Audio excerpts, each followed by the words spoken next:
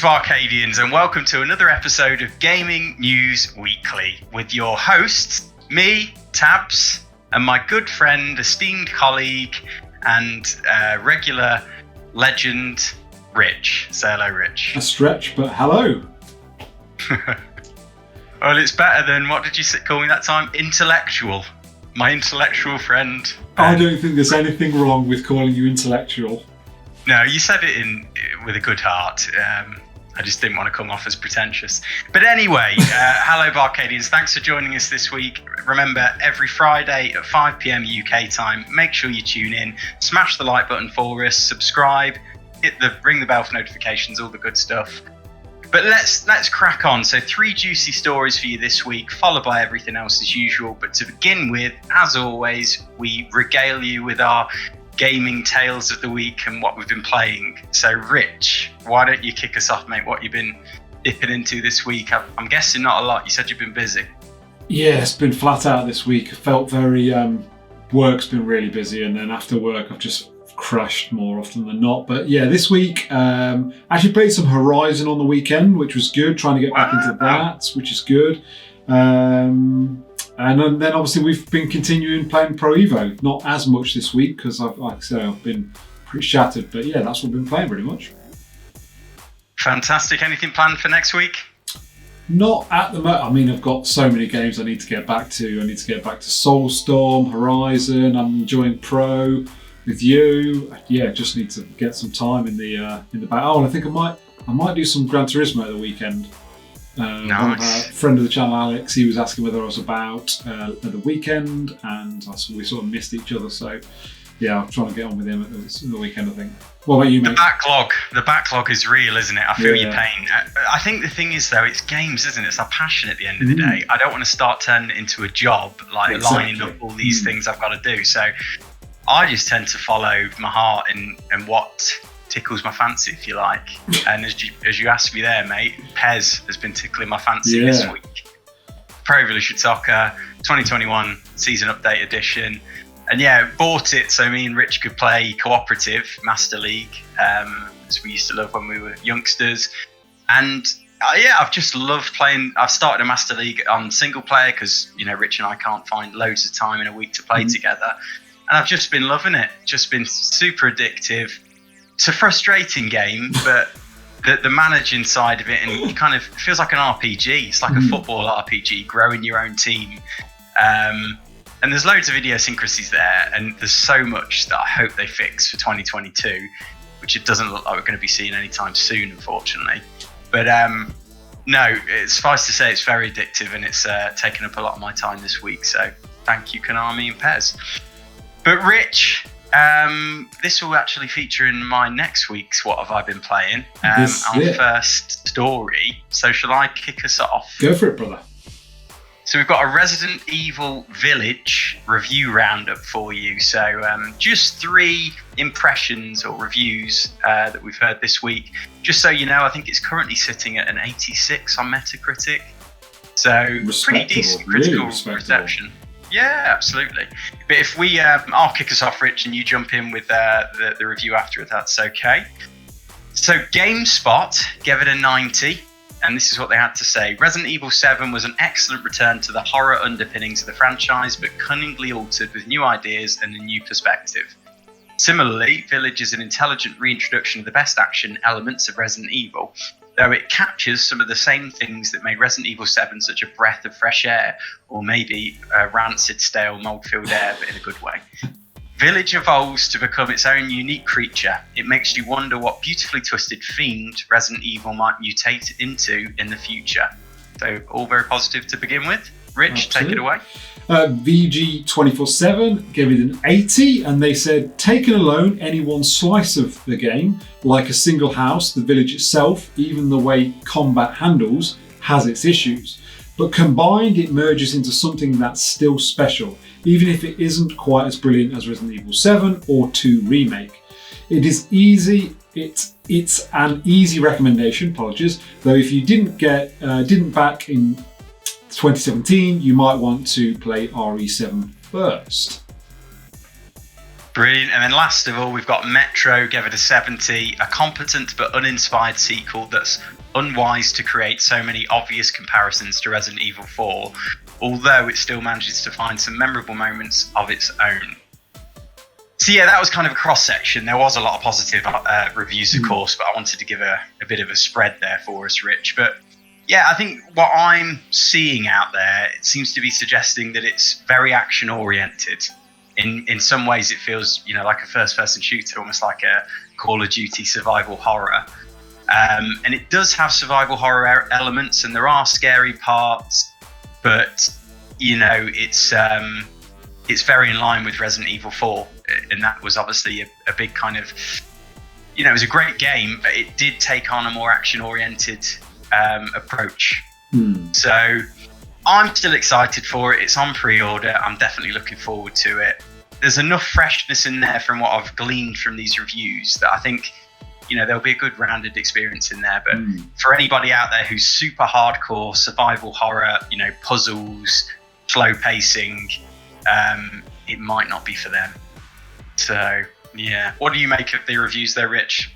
Yeah, I mean, it's great that it's sitting on, what you said, an 84, I think, on Metacritic. Shows that it's been widely, well received by people. As everyone will know, not a game I'll be playing, mainly for the vomit-worthy first-person scenario in my world. But yeah, I mean, it's great that it's got positive reviews, and obviously things like this, positive reviews mean potentially they'll make another game, which hopefully can lead to Resi Evil that is back into the third person, which I can play. So, it's a good thing. Yeah, I think they've talked about it, haven't they? That it's going to be a trilogy, this first person venture. So maybe we'll see one more game, and perhaps, they could be a bit more adventurous based on these reviews. And then we'll return to, a new evolution of the franchise. I hope it does sell well, because it's spectacular looking. It's a beautiful looking game. The RE engine is fantastic and showcase for the new console. So we want to see another in the series. We don't want to see them, have a dreadful time with it. So fingers crossed. But Rich, take us away. Story number 2 this week. So, quite interesting, this surprise. Into our second story, Nintendo's Game Builder Garage, and this comes from IGN. Nintendo has announced Game Builder Garage, a new game that will let you learn to make games from the minds at Nintendo. Its guided lessons and cute characters are designed to help you create a multitude of gaming experiences. On the face of it, the new game looks a lot like Dreams, which was released on PlayStation 4 in early 2020. It also seems to be the spirit of Labo, which encouraged kids to craft unique items using cardboard. Game Builder Garage is designed to teach visual game programming by connecting creatures called Nodon. Yeah, I'll go with that. There are dozens of Nodon in Game Builder Garage, each with its own unique function. Lessons will be available to teach you the basics of designing games, with free programming mode available for those who want to go wild. The experiences touted in the trailer include platformers, shoot 'em ups, and something called Tuna Cube Factory 2. It will also be possible to exchange and download games over the internet or via local wireless, which you can then examine via free program mode to learn their inner workings. To aid in development, Game Builder Garage will support a compatible mouse, which can be plugged into the USB port on this Switch dock. So yeah, this is really interesting. I know Dreams seemed like it had a big uptake when that got dropped last year. So I guess if this is a similar kind of thing, and we know we've seen games or sort of things such as the Roblox. Yeah, that's exactly what I was going to, Tabs. We've seen that go from strength to strength and become really popular. So it'll be interesting to see whether this, which is what's maybe a slightly more user-friendly, I would say, from the way that it's described there, experience. So yeah, it's really interesting. It's really interesting to see Nintendo go into something like this, a big break from what we've seen them do in the past. So yeah, what do you make of this, Tabs? It's come out of nowhere, hasn't it? Absolutely. And also the fact that they've just launched it pre-3, something they could have saved if they really wanted to build up a big fanfare around it, kind of suggests that they're not sure. They're not sure if it's going to get a big audience or if it's going to fade into obscurity, perhaps a little bit like Labo has in the end. But no, I think it's great to see, as you point out, it's bang on trend. We've seen Roblox do great things. Dreams perhaps didn't quite hit that mainstream appeal that Roblox did. So Nintendo have thought maybe, we'll have a go at it. And I always do love their kind of educational spin on these things because, as you say, it's almost like perhaps a dumbed down Dreams. Maybe that's unfair. That's definitely how it reads on that. And from the few brief little shots I've seen, it definitely looks like that, more like hold your hands type rather than free reign, But I'm sure that has an element of free reign, but certainly looks like it's trying to teach you a little bit more rather than just here's a blank canvas. It's almost like, the developers of tomorrow, they're trying to inspire them. So this is kind of the basics of programming. See if you enjoy it, have a play with it, and you can share that content with other gamers as well. So really chuffed to see Nintendo doing their own thing. I mean, tabs for R2 strikes again, because we've been banging on about Sony coming up with their own platform, which I'd love to see. So no, I'm only kidding. But no, I definitely would like to see Dreams, reimagined for the PS5 in a next generation package. I think it could be amazing. And there's obviously something to this idea, isn't it? Because everybody's doing it and doing it again and again. Since the days of PlayStation Net Euros and then Little Big Planet and Dreams, and it just keeps going. So maybe one day someone will absolutely crack it, and this is Nintendo's throw of that dice. Absolutely. Are you going to buy it, Rich? No plans to right now. I might look into it. I think if I was going to buy any of them, I would buy Dreams, because it looks like you could do anything in it. I just feel like it looks like it's more on the level of what I would want to get from it. It's the time commitment, isn't it, with these sorts of things? I think I'm not sure for that. And it's also the strength of the content that's released. If we hear loads of great little mini games, almost like a WarioWare style package that comes out of it, I think I would be tempted to buy it, but it's a wait and see for now for me. Well, this is it, and this is the problem that we found more often than not with Valheim. You had to put so much time into it to get like incremental things out of it that eventually you're like, my time was worthwhile spending on another game. So yeah, it's interesting. So yeah, I agree with what you're saying. These like creation type games, they really are a time sink, aren't they? They're like, yes, I'll put a few 100 hours into whatever it might be. Yeah, and hopefully it does start its own little cottage industry, as these things tend to. You see mountains of YouTube videos with brilliantly creative ideas come out, and maybe that will lead to jobs for folk. And I can't imagine Nintendo will paywall the user content. It doesn't seem their style. But anyway, Rich, enough about that. Let us know, Barcadians, what you think in the comments. But move us on to story number 3. Actually, I'll move us on, shall I? Yeah, I was going to say. Xbox Games receive system FPS boost. So this comes courtesy of VGC, Video Game Chronicle. Microsoft has confirmed that more than 70 games have been updated to enable its FPS boost feature on Xbox Series XS, bringing the total number of supported games to 97. Announced in February, FPS Boost is a system-level feature that increases performance in select backwards-compatible titles without requiring changes to the original game code. It sees supported Xbox One games run at up to 4 times their original frame rate. The first 5 titles to use the feature from February were Far Cry 4, New Super Lucky's Tale, Sniper Elite 4, Watch Dogs 2, and EA's UFC 4.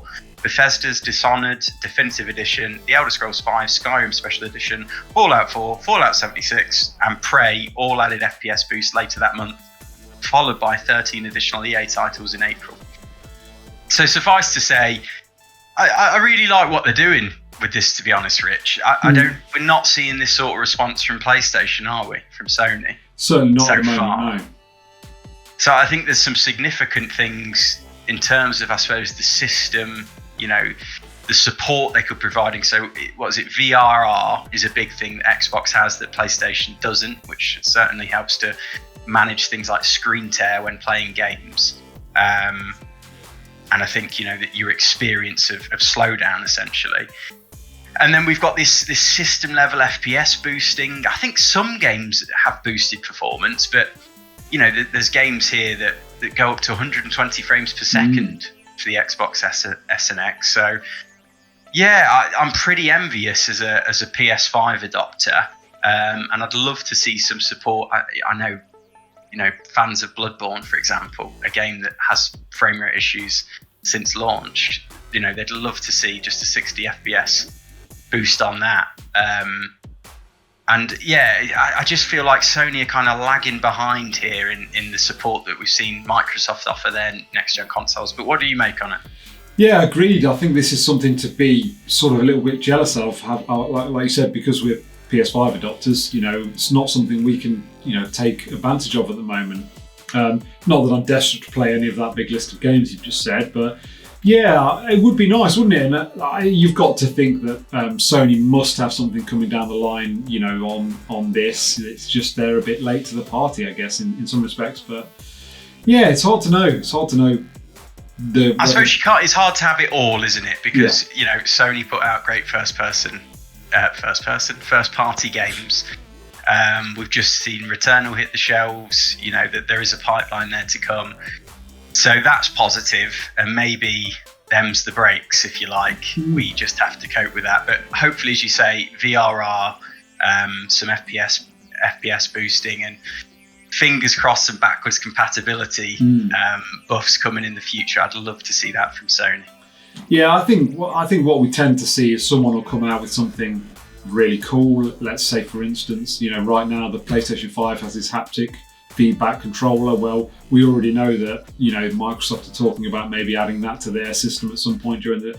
So I think systems come out with ideas and things, and then it's popular, and then the others will go, oh, okay, we need to be doing this as well. And I think that's what drives the industry forward. So I can't see that this not being a thing. It's just how long it takes Sony to sort of rebuff this back. This is it, and I suppose as gamers we just need to keep shouting about it. We saw they do make changes based on feedback, as we've seen with the stores, the PlayStation Store closures announced and then reopened recently. So yes, let's keep banging on about it, and fingers crossed we'll get there in the end. But Rich, kick us off with the first thing in everything else this week. Absolutely. So first off, Breath of the Wild 2, Metroid Prime 4 and Bayonetta 3 still don't have release dates, according to Nintendo. Oh, well that's disappointing, isn't it? Yeah, I read that and was like, oh, really? E3, hopefully. We've got to hear something on Breath of the Wild 2 at the very least at E3, and maybe the other two as well. I'm concerned Breath of the Wild 2 is next year now. I really am. Every possibility, my friend. But yeah, let's be hopeful. Next up, the Nintendo Switch has now outsold the Xbox 360. I think it was at 85 million units. I think they've announced this ahead of their earnings call or something, which for obvious reasons. Is that right, Rich? I don't know. Sounds about right. I don't know. I've not seen the actual figures. I just know that was the headline.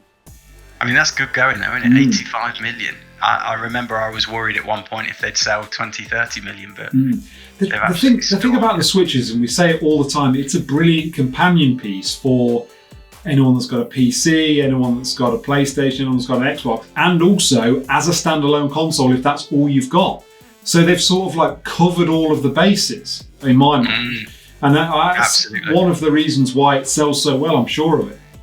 But on the Switch, finally this week, we leave you with Tony Hawk's Pro Skater 1 and 2 will be coming to the Switch in June. That's great news. I wonder how it'll run. Agreed. Presumably it's going to be 30 frames per second, but yeah, great game to have on a portable device. So absolutely. I've still not played it on the PlayStation, so maybe I'll get on board there.